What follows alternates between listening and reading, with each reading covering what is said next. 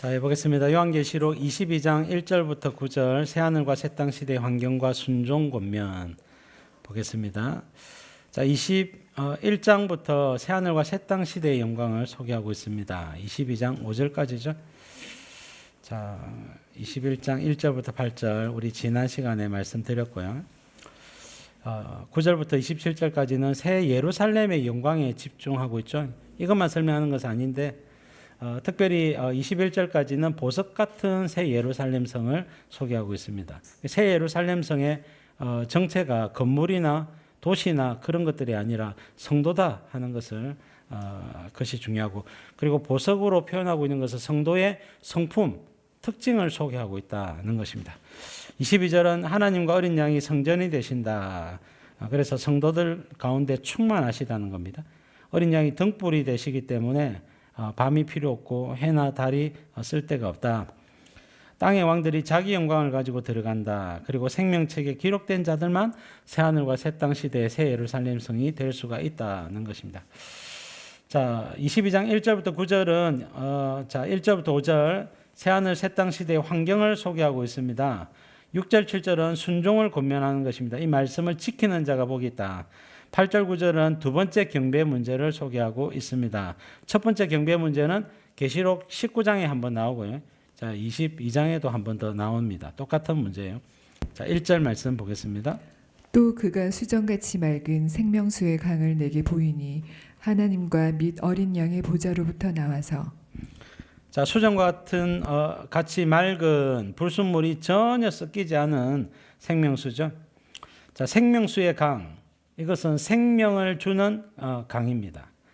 우리가 로마서 8장에 보니까 생명의 성령의 법이 죄와 사망의 법에서 너를 해방하였다 할 때에 생명의 성령의 법이란 말은 생명을 주는 성령의 법이 그런 말입니다. 마찬가지로 생명수의 강이란 말은 생명을 주는 이제 강이라는 말입니다. 창세기 2장 9절, 3장 22절은 생명나무가 있죠. 생명을 주는 나무라는 거예요. 그래서 이 나무의 열매를 먹으면 생명, 영생을 하게 됩니다. 근데 타락하고 나서 하나님이 천사들로 하여금 지켜서 아담과 하와가 이 선악을 알게 한 나무의 실과를 먹지 못하도록 했죠. 노홍수 때까지 사실은 이 에덴 동산이 존재했죠. 노홍수 때까지 에덴 동산이 존재했고 사람들이 호시탐탐 노렸을 수도 있습니다. 그러나 천사들이 지키고 있었기 때문에 24시간 잠도 안 자고 불칼을 들고 지키고 있기 때문에 감히 접근을 못하는 것이죠. 그러나 노홍수가 지나고 나서 이 모든 것들이 다 파괴되고 없어져 버렸습니다. 자, 생명을 주는 나무 열매였고요.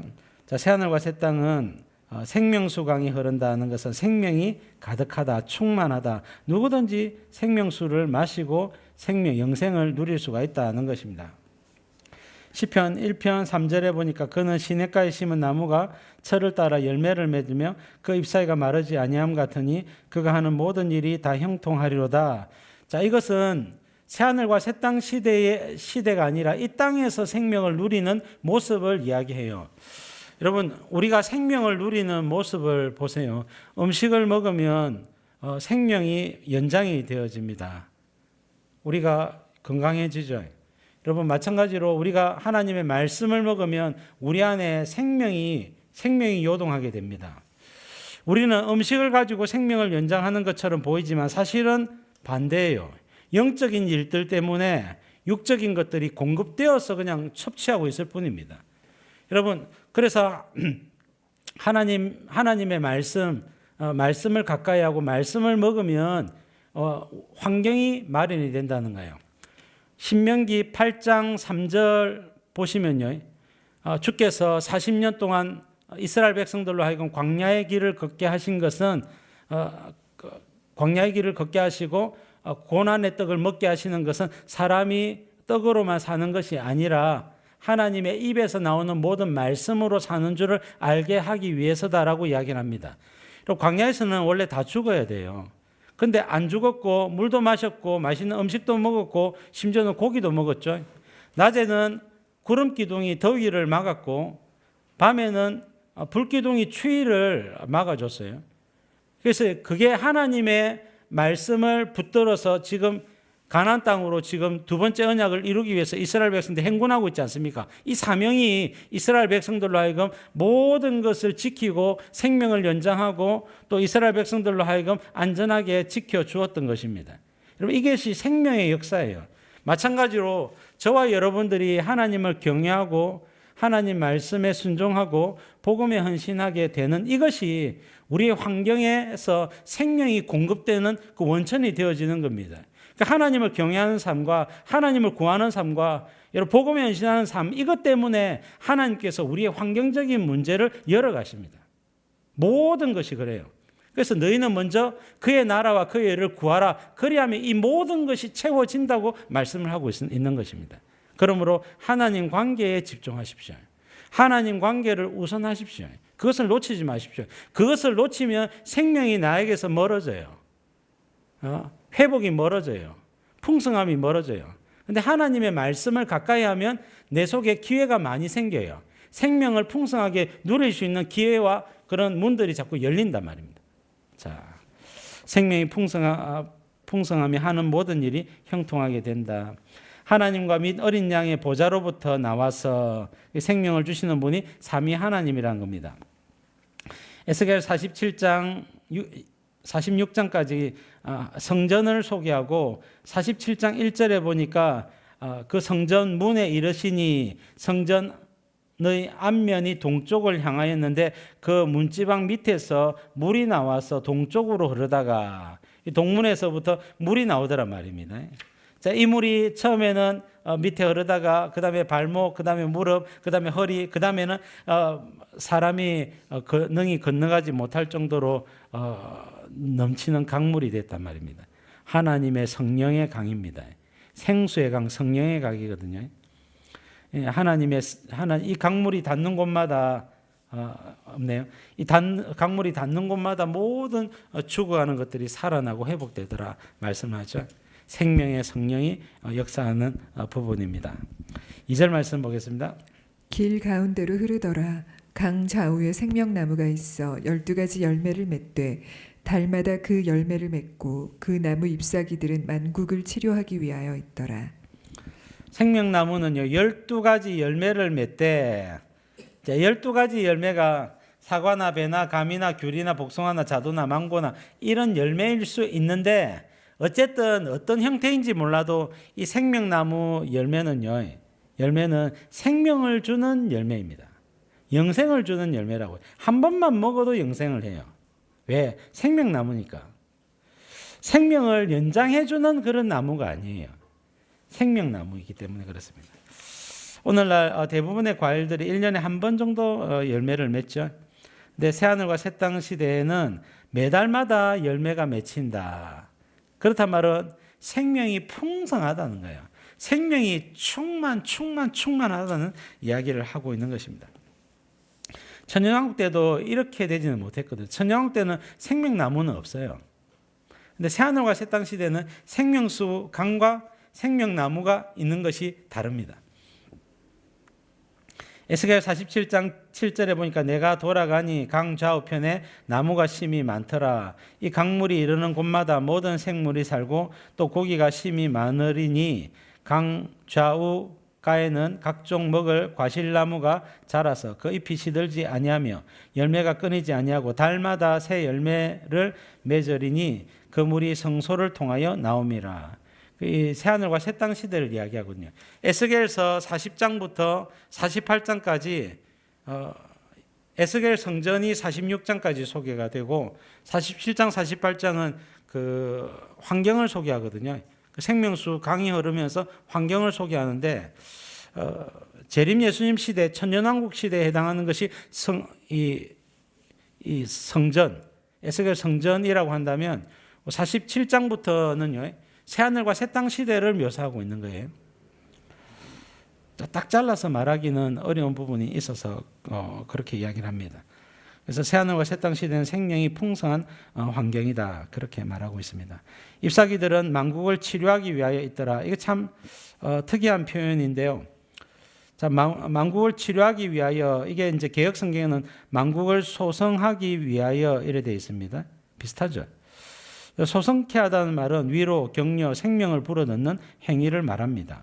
그래서 이게 이제 치료됐단 말이 병들었다, 다쳤다는 개념으로 이해할 수 있는데, 그런 개념보다는 약해져 있는 것 혹은 평범해지는 것 더 북돋는 그런 역할이 아니겠느냐.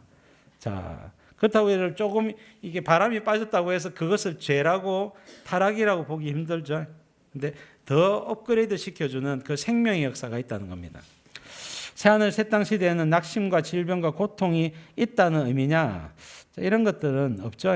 자, 이런 것들이 아예 없다는 의미로 오히려 만국을 치료한단 말입니다. 그러니까 다 치료되고 다 회복되어 있다는 거예요.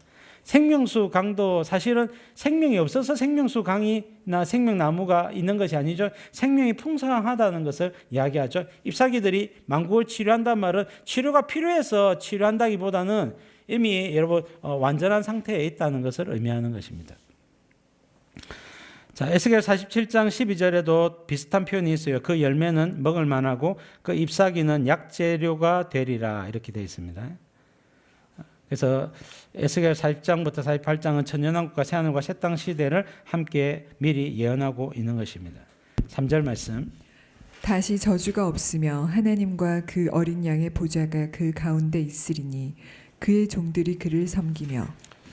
자, 다시 저주가 없으며 아담의 타락의 결과, 죄의 결과로 받은 형벌이나 정죄, 타락 이런 것들이 없다는 겁니다.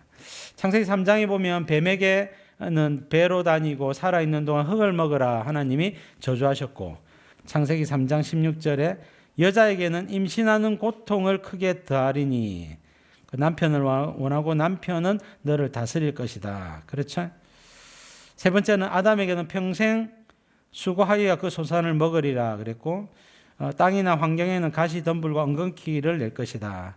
그리고 아담과 하와에게는 너는 흙이니 흙으로 돌아갈 것이니라. 이거는 동물들도 마찬가지죠.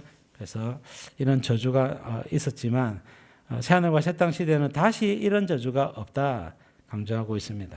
아담의 범죄로 인한 저주는 끝났다는 겁니다. 여러분, 천년왕국 때까지는 아담의 범죄로 인한 저주가 남아 있었어요. 누구에게? 불신자들에게.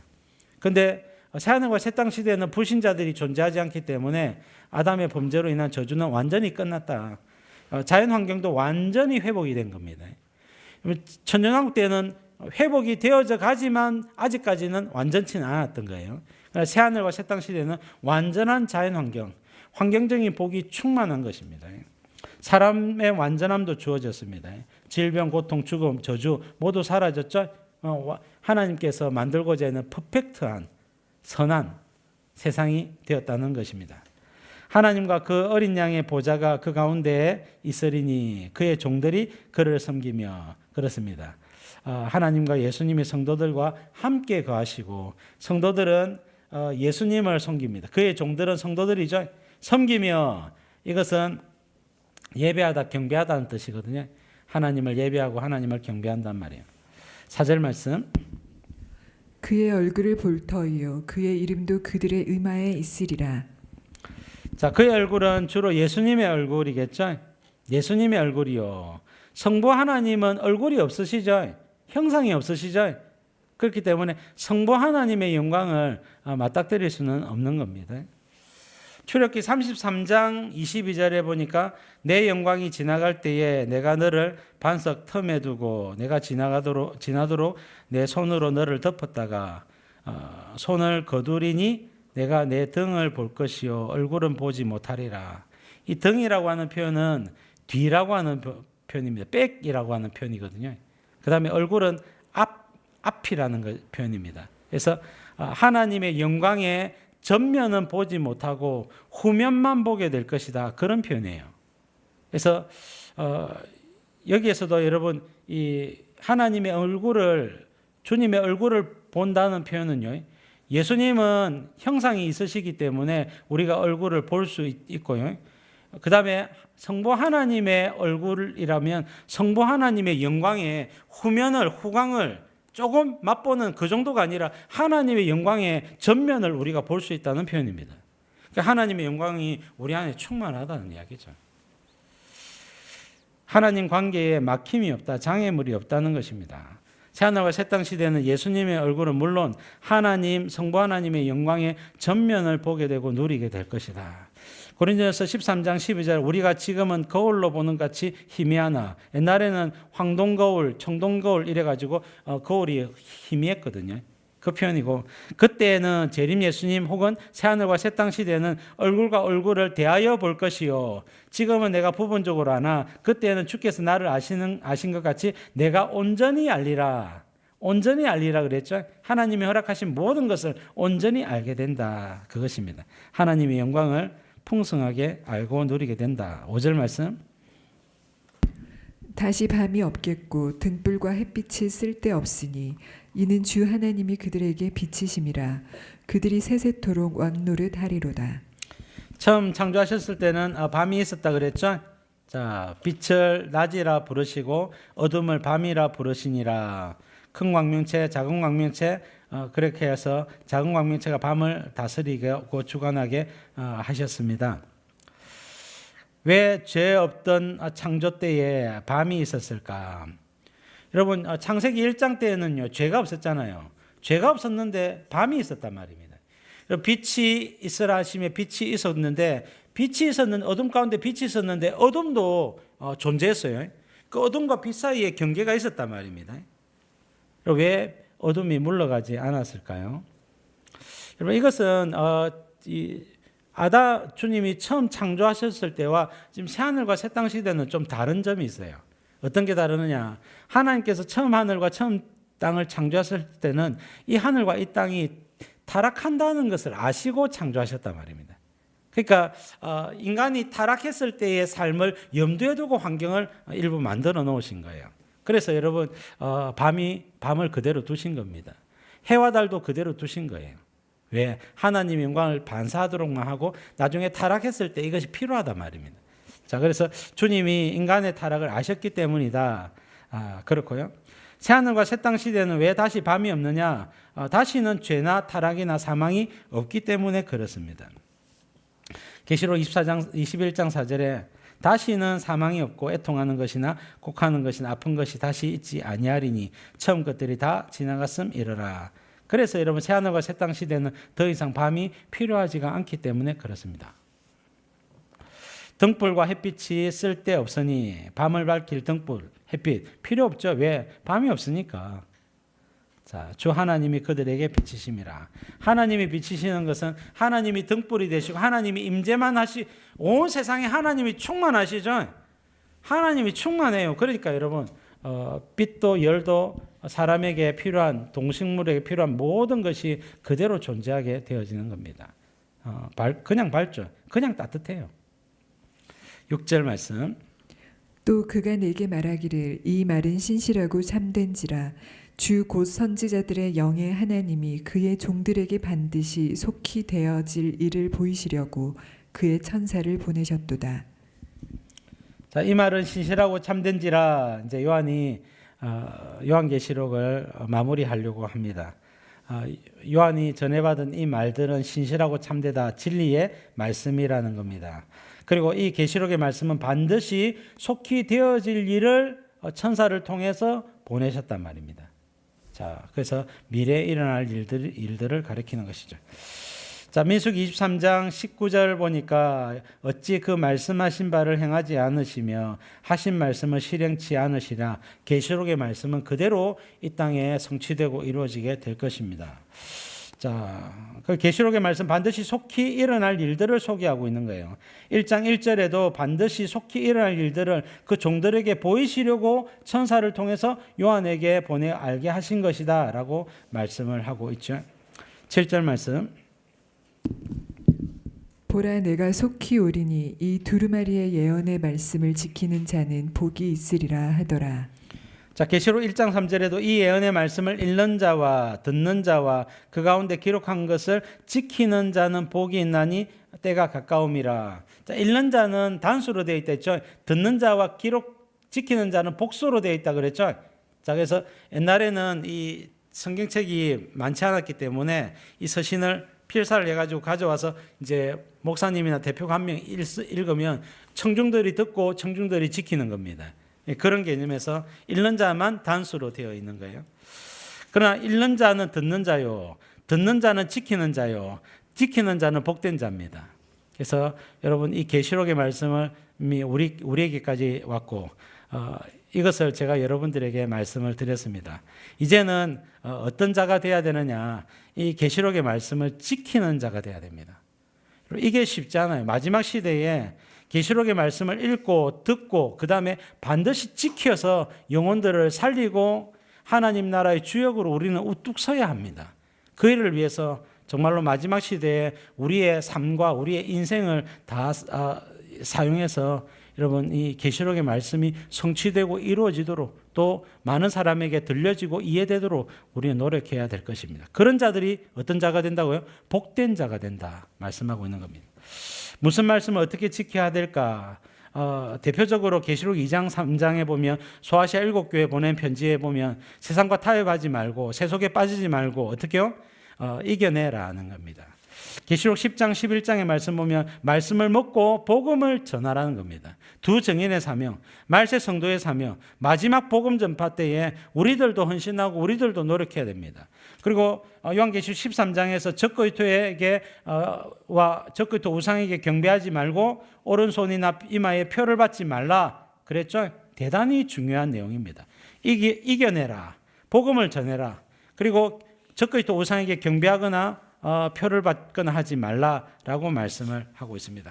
계시록 14장 9절에는 누구든지 짐승과 그의 우상에게 경배하고 이마에나 손에 표를 받으면 그도 하나님의 진노의 포도주를 마시리니 자 불과 유황으로 고난을 받을 것이요 지옥불에서 밤낮 쉼을 얻지 못하리라. 성도의 인내가 여기 있나니 그들은 하나님의 계명과 예수에 대한 믿음을 지키는 자니라. 그렇습니다. 여러분 이 포커스가 소아시아 7교회에는요 비중이 적어요. 나머지 대부분이 뭐냐면 사실은 적그리스도 시대에 우상 숭배와 표 받는 것을 경계하라고 이야기하고 있는 것입니다.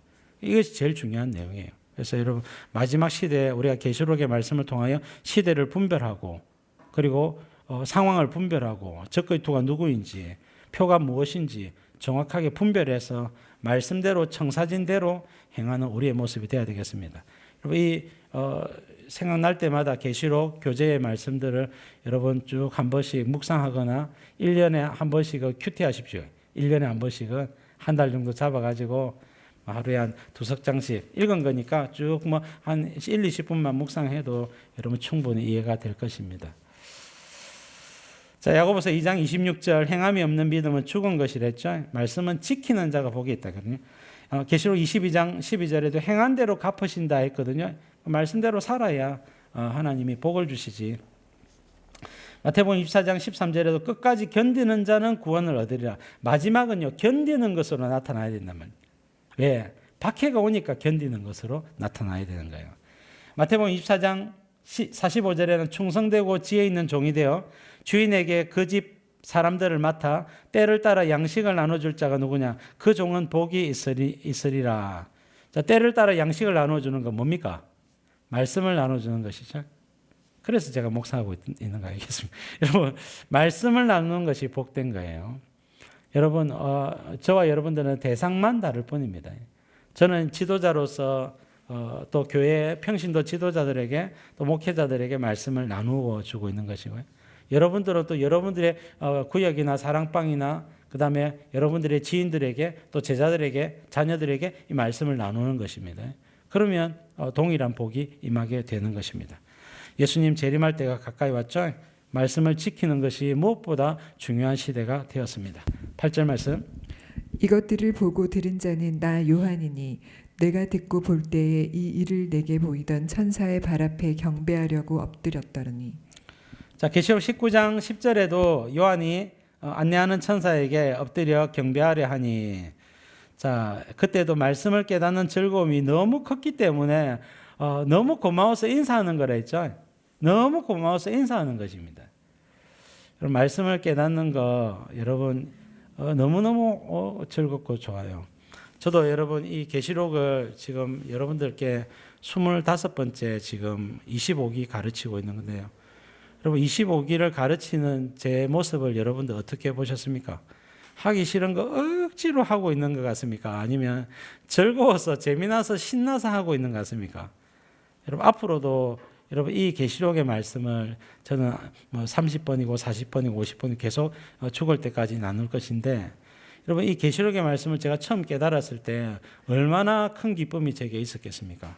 여러분 이 계시록의 말씀은요 종말에 사람들의 영혼을 살릴 수 있는 진리의 말씀입니다. 그리고 여러분 한국교회 많은 목사님들이 아직 설명하지 못하는 부분까지도 저는 설명을 해드리고 있어요. 그러니까 여러분 이 타임테이블이나 청사진이 다 만들어져 있단 말입니다. 그래서 앞으로 되어질 일들이 착착착착 그냥 스케줄이 그냥 다 나온단 말입니다.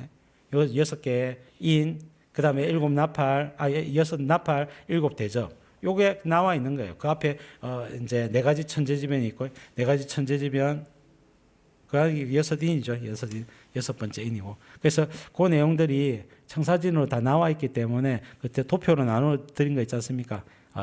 도표의 내용들이 순서대로 나온다고요. 그래서 그런 것들을 보시면 때가 가까이 왔구나. 한두 개만 여러분 제대로 나타나도 곧 그 다음 사건이 이루어지겠구나 하는 걸 여러분들은 아시게 될 것입니다. 여러분 박해 속에 믿음 지키는 성도들을 위로할 수 있는 말씀을 받았기 때문에 요한이 천사에게 너무 고마워서 인사를 하려고 하는 것입니다. 9절 말씀. 그가 내게 말하기를 나는 너와 내 형제 선지자들과 또 이 두루마리의 말을 지키는 자들과 함께 된 종이니 그리하지 말고 하나님께 경배하라 하더라. 이것들을 보고 들은 자는 나 요한이니.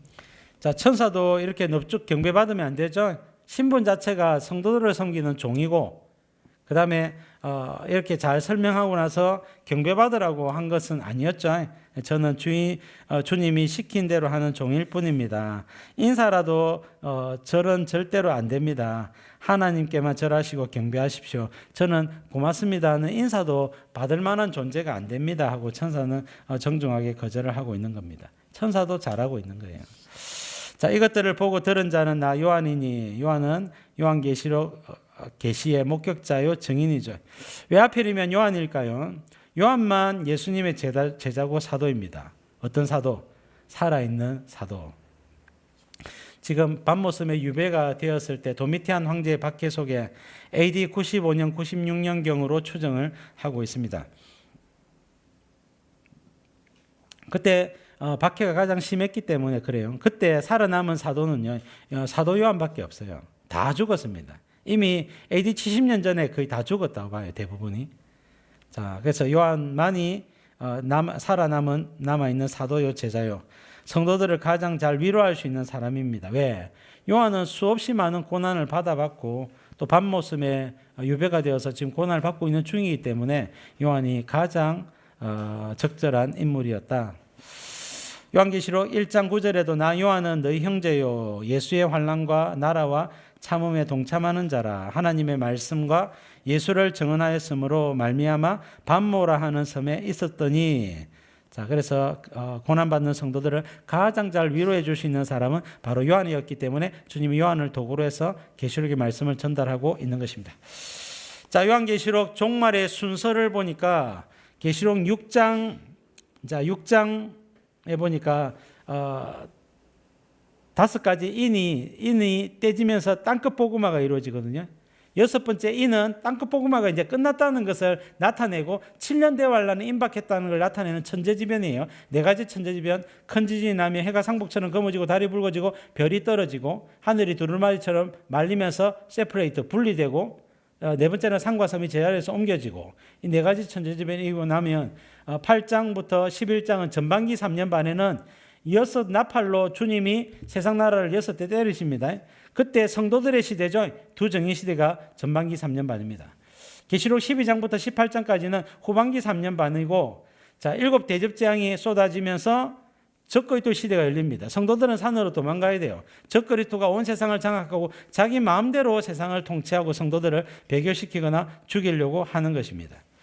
그리고 나서 7인이 다 떼어지고 나면 19장 예수님이 재림하시고 20장 천년왕국, 21장 새하늘과 새 땅 이렇게 해서 세상 계시록이 마치게 되어지는 겁니다. 여러분 진리를 알게 되면 가슴이 뜨거워지고 성령으로 충만해집니다. 이 말씀을 여러분들의 생명의 양식으로 삼아서 영혼을 건지고 살리는 대로 나아갈 수 있기를 바랍니다. 빌립보서 3장 13절 말씀 우리 마지막으로 우리 같이 한번 읽겠습니다. 시작. 형제들아 나는 아직 내가 잡은 줄로 여기지 아니하고 오직 한 일 즉 뒤에 있는 것은 잊어버리고 앞에 있는 것을 잡으려고 표대를 향하여 그리스도 예수 안에서 하나님이 위에서 부르신 부름의 상을 위하여 달려가노라. 표대를 향하여 달려가십시오. 방황하지도 마십시오. 여러분 상처받지도 마십시오. 주저하지도 마십시오. 여러분 오직 주님께서 우리를 부르신 그 부름의 상을 향하여 달려가십시오. 여러분 다 지나가는 것들입니다. 지나가는 것들에 너무 마음을 크게 쓰지 마세요. 주님이 우리에게 맡기신 이 복음을 향하여 힘있게 달려가시고 복음과 하나님 나라를 위해서 멋지게 사시는 저와 여러분들 될 수 있기를 주님의 이름으로 축복합니다. 자, 기도 제목 같이 읽겠습니다. 시작. 장차 될 일을 알게 해주셔서 감사합니다. 새하늘 새 땅을 예비하신 하나님을 찬송합니다. 남은 세월 더욱 주님을 사랑하게 하소서. 성령 충만하여 복음과 하나님 나라를 더 잘 섬기는 자 되게 하소서. 아멘.